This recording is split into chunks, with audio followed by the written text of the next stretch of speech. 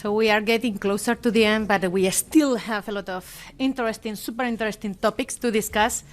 I started this morning very optimistic, saying that I felt very proud of the efforts that Europe had done in the last months. But I said, but there is room for improvement. And I said, and then I mentioned that in order to keep this Europe, this industrial leading position in the net zero economy, we needed that our strategic industrial value chains to be provided with more simplicity, more speed, and more muscles. I think that this is something that it has happened, it has been ubiquitous in all these presentations, because before we have been talking about the simplicity, Tim was mentioning in comparison with US.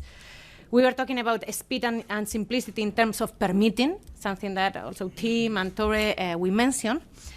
And the last aspect, which is more muscle, I think that this is something that it is really crucial. And here we are talking about capital.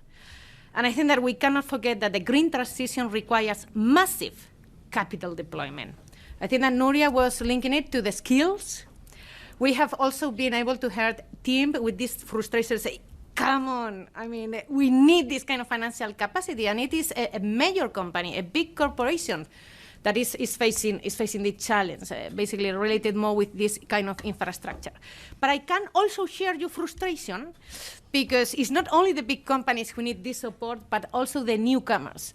This morning we have heard Northvolt. Northvolt is a company that we invested in Northvolt in the year 2017, when it was a PowerPoint. Today, it's a company that it is valued 12 billion. We have heard, for instance, about basketball. We have heard about Fryer. We have heard about Verkor this morning.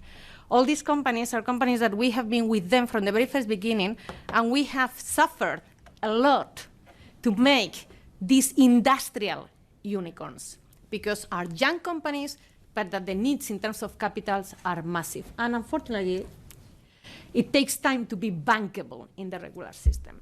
So I think that here we have a great opportunity for improvement, and talking about finance is going to be our next topic. And for that, we are really honored to have Ricardo Mourinho, Vice President of the European Investment Bank, here with us.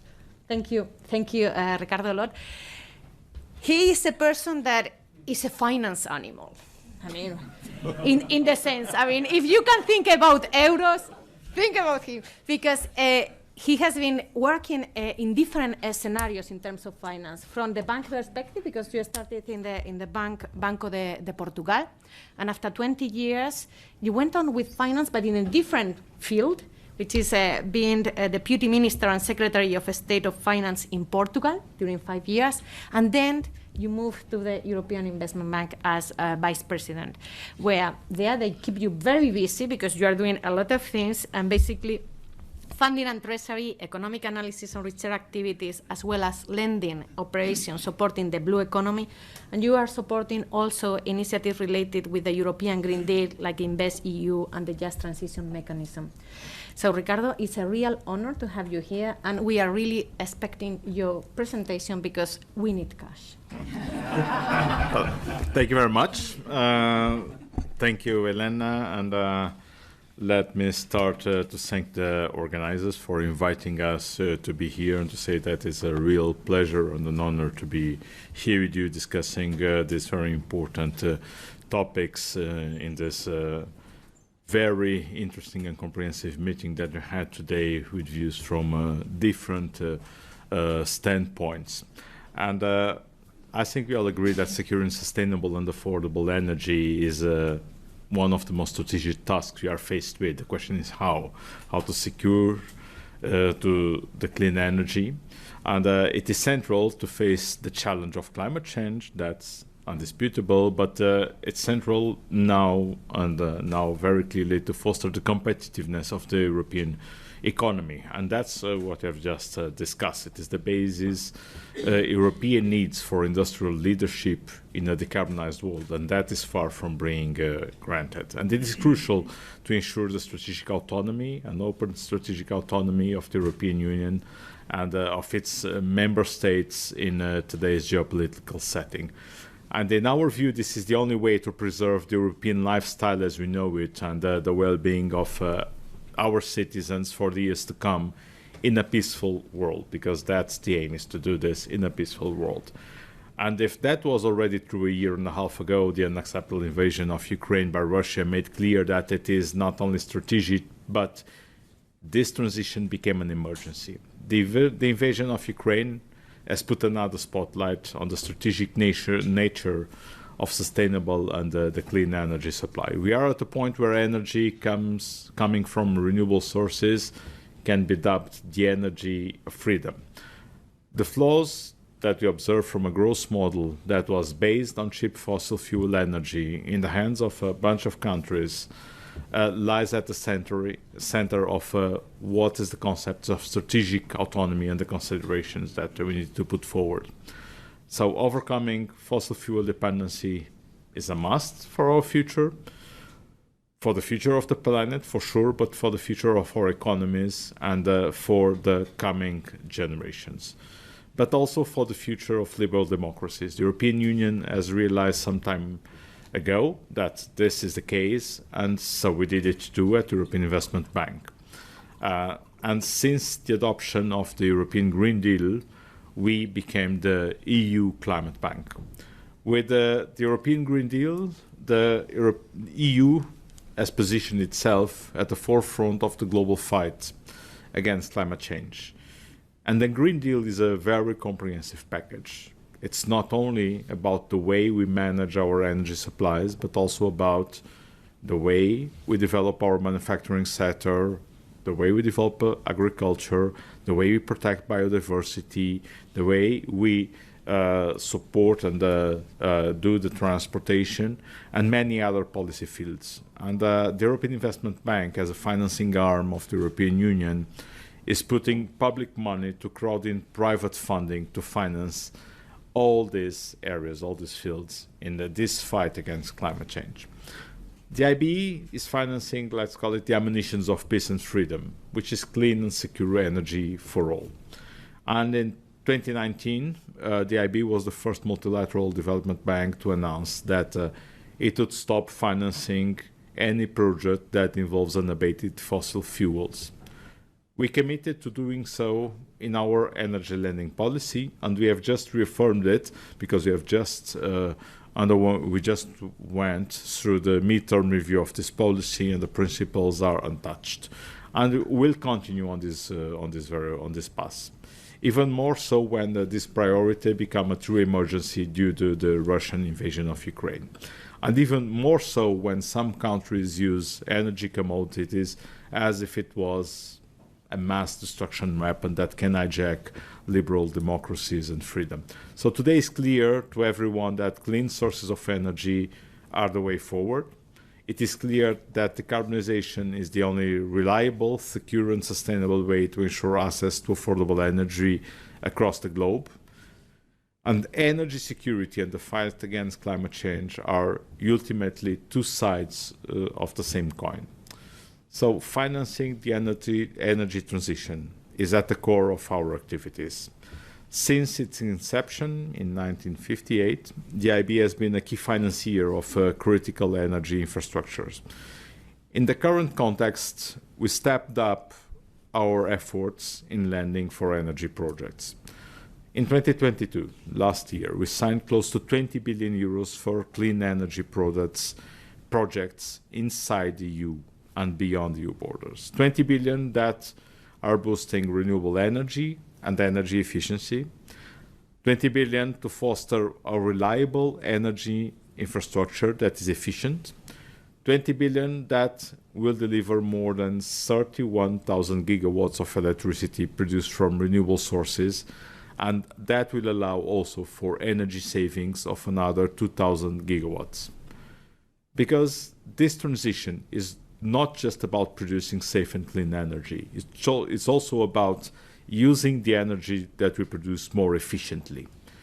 All this contributes to implement the European Green Deal, a task that we started before the war, in fact, long before the war, and that goes beyond energy. In 2020, we adopted the Climate Bank Roadmap. This Climate Bank Roadmap is our operational analog of the European Green Deal. It's the financial operational plan that we put to the European Green Deal. And in it, we vowed to dedicate the minimum of 50% of our lending to climate and environmental sustainability by 2025. In fact, and not for the best reasons, we exceeded that goal already last year. Last year, we devoted 36 billion euros of financing to environmental stability and sustainability and climate action, and this corresponds to almost 60% of our financing. 60% were devoted to climate action and environmental sustainability. In total, our financing mobilized close to 150 billion euros in green energy investments. Yes, we multiplied what we do by almost 4, crowding in more than 100 billion euros of financing, and a large part from it from private sector entities. And that's what we do better, using our resources to crowd in necessary funding for facing this gigantic challenge. But we are also going further in the energy sector. The IB supports the Commission REPowerEU plan to rapidly reduce our dependence on fossil fuels, and in particular Russian fossil fuels. So under REPowerEU, we'll raise the IB Group clean energy financing volumes to unprecedented levels. So on top of what we do normally, we are adding up 30 billion in additional investments over the next 5 years for corporates and public entities. This investment is a top-up, so it's additional to what we do in normal conditions. So this extra 30 billion euros should be able to mobilize more than 100 billion in additional sustainable energy investments by 2027. And we are supporting Europe's need for a rapid green energy transition with REPowerEU as approved by the Commission. And let me tell you that the bank is eager to do more and to extend these commitments with the proper endorsement of our shareholders. We are working on that to do even more than the 30 billions. Countries like Spain have a very important role to play in REPowerEU, and the IB will be here to finance Spain in this endeavor. And let me be very clear, we will only eliminate the dependency on fossil fuels if, and only if, we are capable of funding the green transition through an unparalleled cooperation between the public and the private sector entities. We need everybody on board. In Spain, this is working very well, and it's working very well for long. And we are accelerating our clean energy agenda in the country as we speak. In 2022 alone, the IB Group has allocated more than 3 billion euros to finance sustainable energy and natural resource projects in Spain. This is 32% of the funding volume in the country. This is a record in Spain, and it positions Spain as the second country in the European Union by volume of sustainable energy financing through EIB. But Spain is at the forefront of energy transition, not only in terms of the volume of the total amount of financing, but also in terms of innovation. Spain resorts to a very wide range of financial instruments to support renewable energy in all sectors of the economy, across all stages of the innovation cycle, and along a spectrum of private and public initiatives, with actors that go from startups to very large corporations, that go from municipal and regional governments to national and central administration. Project examples that range from solar and wind power generation plants to renewable energy installation projects, but also to supporting financial intermediaries, banks and fund managers, to enable the green transition to reach SMEs and households. In Spain, we lent money to Repsol to turn used cooking oils into clean energy. We provided financing to Solaria to deploy wind and photovoltaic plants across different regions. We supported Iberdrola harvesting solar power to produce green hydrogen in Puerto Llano. We backed the research and innovation in clean energy by Acciona and by Siemens Gamesa. We financed Endesa to develop smart networks to reduce direct CO2 emissions. We supported Redea to enhance infrastructure efficiency, among others. And there are many partnerships we have built in the past decades, and some of our key partners are in the room here today, and we thank them all. We are also helping Aquila deploying photovoltaic and onshore wind assets. We are supporting Zunder implementing ultra-fast charging network that contributes to the decarbonization of the transport sector. And we are backing public administrations in Navarra and Barcelona to build near-zero energy homes. And I don't forget our friends from Vercor, who also join us here today. And the IB is supporting their innovation center in Grenoble in France and the electric vehicles battery cell gigafactory in Dunkirk. Beyond direct finance, the IB reinforces its role as a catalyst for green transition, working with financial intermediaries, with banks to mainstream green products that can reach SMEs and households. An example is the Green Eligibility Checker. It's a tool that was developed by the bank under the advisory hub to support banks in originating, appraising, and reporting on green investments, on sustainable energy, but also on energy efficiency. Finance through our intermediated loans or through products related with green bond purchase. These tools allow us to back intermediaries like UCI to promote green mortgages with the aim to halve the total energy consumption of some 3,700 residences in Madrid, Barcelona, and Seville. We must not forget that real estate is a great emitter, and interventions in the real estate sector will have a very substantial mitigation impact. But despite those great achievements in Spain and across EU, as you said, there is still a lot to be done. European companies and consumers continue to pay much more for energy than their counterparts and their peers in the United States and in China. And this is a major competitive disadvantage and distorts competition and creates a drag on the European economy. So against this backdrop of a slow economic recovery, we cannot deviate from the green transition. We must not resort to short-sighted energy solutions that will become soon stranded assets if we meet and if we reach the transition to the net zero by 2050.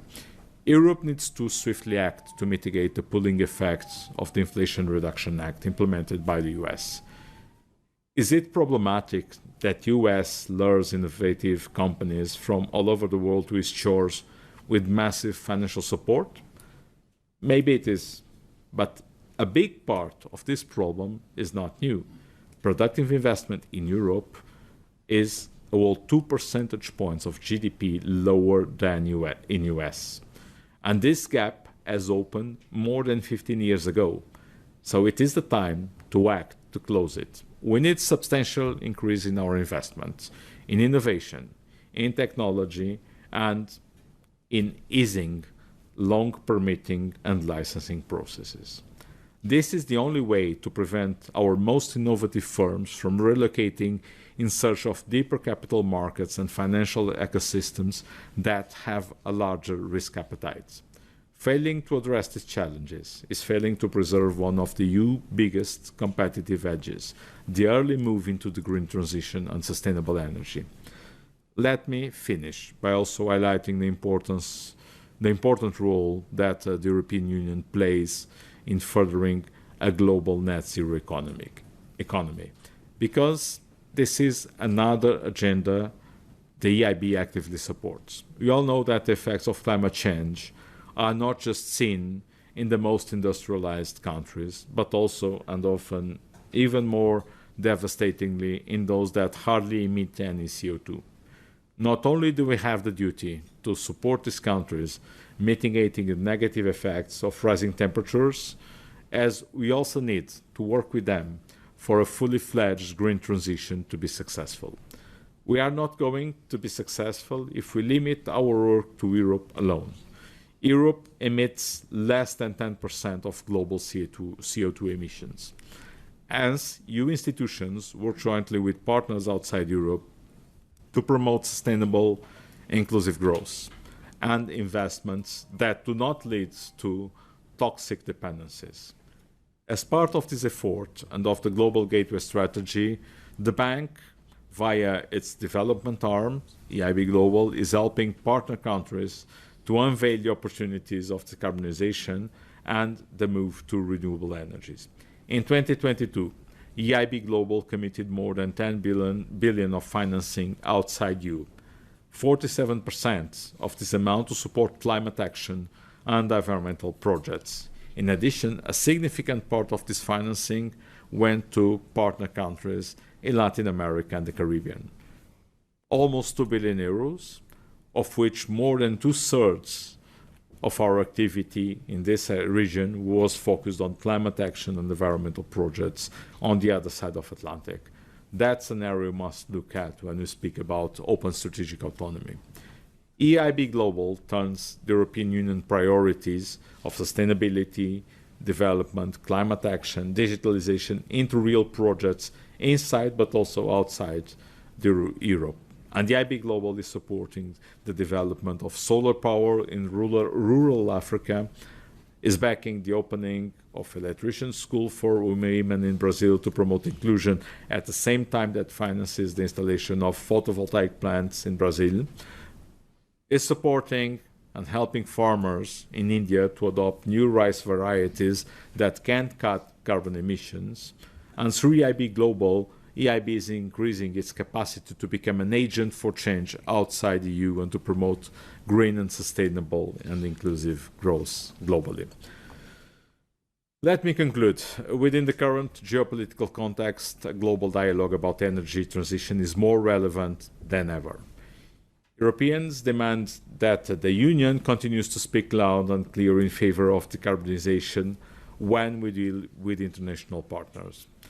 Europeans want the Union to put our money behind our priorities and to put our money where our words are. The IB is a green financing benchmark for the other multilateral financial institutions. We are eager to do everything we can to promote the green values inside Europe and globally. And the war in Ukraine and Repower EU mark an inflection point. I can only reassure you that this inflection point has placed EIB activities at the core of the European efforts to guarantee an affordable access to sustainable energy for all Europeans. And this is also true for Spain, to ensure a strategic autonomy of our union that is an open strategic autonomy. Thank you very much, and thanks for your attention. Thank you. Thank you, Ricardo. I think that we still have some minutes for questions. So, Tim, please. Well, thank you very much for the insights. Quick question for you is, when we put in our contracts, let me say, inflation protection clauses in, right, indexations for certain materials or whatever, we always get a pushback from the developers and operators saying, it's not bankable. What's your position on that?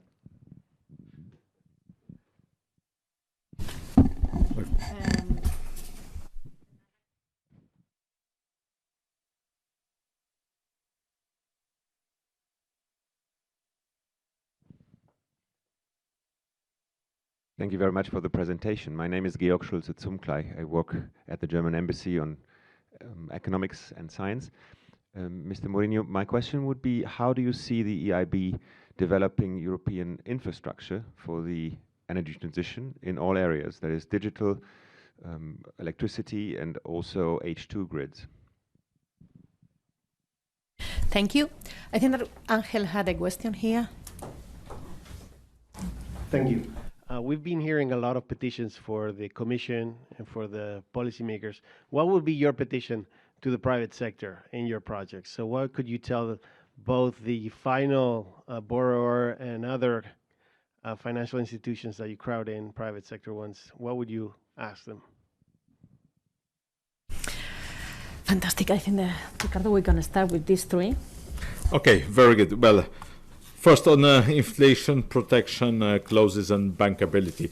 Well, I don't think is that inflation protection clauses by itself create bankability or non-bankability. So bankability is about having projects that, according to the degree of credit and the technical risk that we face, have a certain degree of likelihood of being viable from a financial, economic, and technical perspective, and that can reimburse the funds that are lent. Maybe going also through something that you discussed in your panel on the wind industry. EIB as a bank is a financier, so everything we can do is to lend money. When it comes to having some grant money or have some blending type of financing, which is also something we are more than happy to do, and that in fact we do, then we have a very close collaboration with the Commission, and that's where we mix grants coming from EU budget that can turn non-bankable projects into bankable projects. That's what we do by putting advisory on top of the projects, just so that we can improve the quality of the projects, many times not from a technical perspective, but from a financing perspective and from an economic perspective. How do I see EIB finance infrastructures for energy and H2? Well, EIB is very much engaged in financing infrastructures. In fact, that's our role since the inception of the bank. With the Climate Bank roadmap, we decided essentially a large number of things that is in this large document, which is a strategic document, but that I would summarize in three commitments that we have assumed. First, 50% of our funding for climate action and environmental sustainability. So this means everything that goes from renewable energy to energy efficiency, but also to solutions that protect biodiversity and that ensure that any projects that we support look at an angle that goes beyond just the strict technical commitments or technical features of the project, such that every project will look at the implications in terms of carbon emissions, but also in every infrastructure that we finance, being it energy or non-energy, about adaptation. So the ability of the infrastructures that we finance for the future to resist to the impacts that are already materializing of climate change, because climate change, unfortunately, is not something that will come in the future and the disasters will not come in the future. No, they are already materializing, and they are not materializing just in some parts of developing countries. They are materializing, in fact, in Europe, and more frequently each and every year with the big storms and out of season storms that we are facing now and that we faced 1 year, 2 years ago in Central Europe, in Netherlands, in Germany, in Luxembourg, but also with the recurrent and more severe summer forest fires in the south of Europe that is going north and that is getting into France, which was not 20 years ago a place where usually you have recurrent forest fires in the summer. So we are financing, and all the projects that we finance, we look at adaptation, we look at mitigation, and H2, so hydrogen, we are engaged in hydrogen projects. We are engaged in green steel production in Sweden, and we are moving forward in terms of H2 projects, and happy to finance more and more as soon as the projects are bankable or pre-bankable, and that we can scale them up to meet the targets that Christina alluded this morning. So what is the petition to the private sector? Well, we work with the public and the private sector, and the petition that I can make to the private sector from the IB side is in fact the trusts EU, not just the EIB, but European Union, and trust that we have a way, we have a direction, and we are putting our money where our words are. So you can trust us as a reliable partner to do this journey. And of course that from what I just said, I asked the private sector to come and to bring their resources to join the public resources. It must be clear that if you think that the climate action, the climate transition, or the response to the climate change, and if people think that energy transition is something for the public sector will come, will put the money, will put the infrastructures, then we'll fail miserably. Because the amount of resources that is needed is not commensurate with what the public sector can bring. So what the public sector can do is what EIB is doing at a broad scale is to put some public money. I used to say that public policy banks like the EIB bring essentially two production factors. One is a lot of patience, because as public entities, we don't have a pressure from our shareholders to have a short-term return. So we can finance projects at a much longer term, with longer tenors. And the second is risk-bearing capacity. So we have a balance sheet where we can bear risk. But bear risk is not bear all the risk. It's to share risk such that the residual risk for the private sector is compatible with market risk appetite, such that we can make projects that private sector by itself will never finance into projects that can become bankable by putting a bit of public money, and this bit of public money is enough to attract the private money. That's what you're doing with many companies, and that's what we call additionality. So the ability of a bit of public money to mobilize private money that will not be invested otherwise. So that's the plea to the private sector, and of course keep interacting with us, keep pointing the things that go not so well when they work with the bank, such that we can improve. And that's our objective today, is to keep improving, to do better, to do more, but interacting with our clients, and in particular with the private sector, it's a way, of course, to identify inefficiencies that we may have and that we want to eliminate. So that would be, thank you very much. So I think that it has been a perfect closing. I think now it is not only about cash, it is also about trust. It is also about credibility. It is also about being the anchor investor that gives this credibility and the risk, the innovation and the first cases.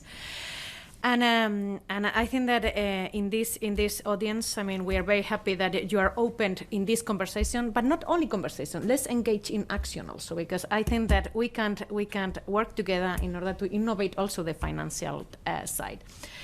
Ricardo, it has been a pleasure, and thanks a lot. My pleasure. Thank you very much.